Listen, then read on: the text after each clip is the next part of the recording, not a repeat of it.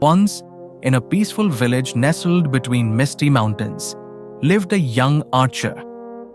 His skill with the bow was unmatched, and every arrow he shot found its mark. The villagers admired him, believing he was destined to be the greatest archer of all time. His confidence grew with each compliment, and he believed that precision alone defined mastery.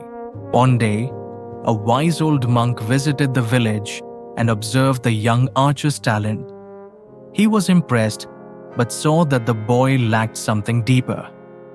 The monk invited him to a sacred temple deep in the mountains where true mastery was taught. Eager to prove himself, the young archer accepted and set off on his journey. After days of travel, he arrived at the temple, where he witnessed monks practicing archery with an unshakable calmness. Their arrows flew in perfect harmony, each landing in the exact same spot, not through brute force or sheer skill, but through deep focus and control over their minds. Their breathing, posture, and intent were all one. Intrigued, he decided to compete against them, confident he would win. The competition began. He hit the target, but his arrows lacked the effortless grace of the monks. Each monk, one after another, released their arrows in perfect synchronization, their faces serene, their movements as fluid as a river. The young archer realized that while his shots were accurate, they lacked the spiritual harmony the monks possessed. After the contest, the elder monk approached him and said, "Your hands are skilled, but your mind wavers.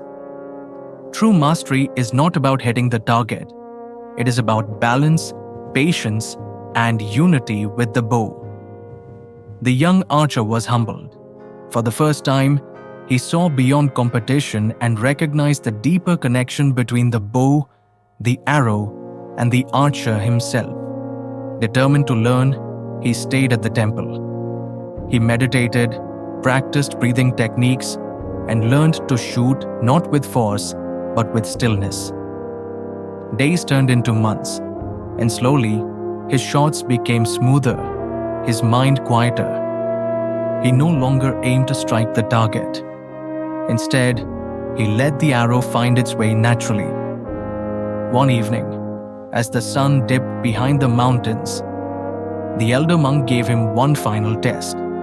He asked the young archer to shoot an arrow in complete darkness. With no visible target, the archer hesitated. Then he closed his eyes, took a deep breath, and released the arrow.